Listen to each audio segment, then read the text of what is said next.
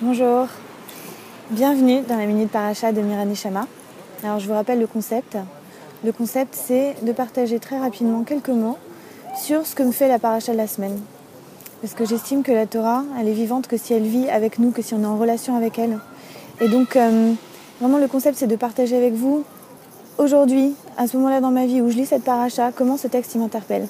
Et alors là avec Tazria Metzora, on est bien parti, ça m'interpelle.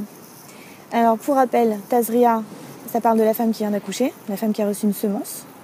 Et Metzora, ça parle de ce qu'on a traduit nous comme la lèpre, des affections comme ça, des affections de la peau, qui sont interprétées par les rabbins comme étant des affections symboliques et non pas physiologiques, donc à traiter de manière symbolique et spirituelle et non pas médicale. Alors forcément ça m'interpelle. Déjà pourquoi est-ce qu'on met en parallèle la femme qui vient d'accoucher, quelque chose qui est très très beau, un événement comme ça plein de joie avec en gros la lèpre, une maladie de la peau qui serait due selon les commentateurs au Lachon Hara. Ensuite évidemment en tant que femme, oh mais c'est injuste, pourquoi elle est impure 2 fois plus de temps quand elle a accouché d'une fille que d'un garçon, et puis pourquoi est-ce qu'elle doit porter un korban chet, un korban pour un péché comme si elle avait péché. Donc à première vue, c'est vraiment une paracha qui est très compliquée. C'est vraiment la question de Tum'a, l'impureté, et Tahara, la pureté.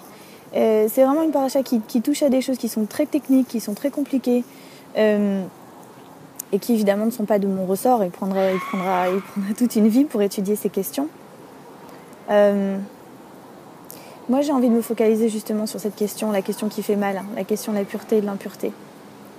À première vue, comme je vous ai dit, ça peut paraître assez choquant. Pourquoi on met ça en parallèle, la femme qui a accouché, le mec qui a la lèpre, etc.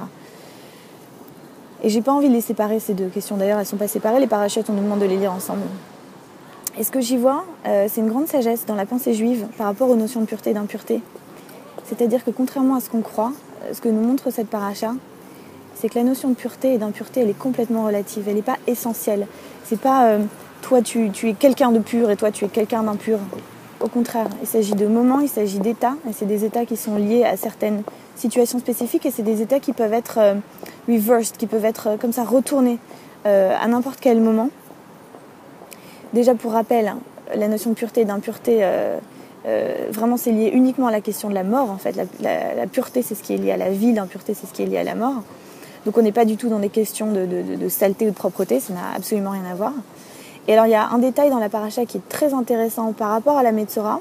On nous dit, bon voilà, Sarah, la lèpre, c'est quand il y a quelque chose de blanc, une affection blanche comme ça qui apparaît sur la surface de la peau, sur la surface des cheveux. Très bien.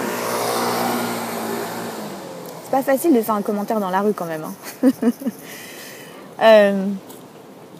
Et alors ce qu'on nous dit, c'est que à partir du moment où la personne qui est atteinte sera entièrement blanche, sera entièrement couverte, alors elle est pure. Comme dit le Rambam, si elle a une lentille de peau saine qui revient, alors elle est à nouveau impure.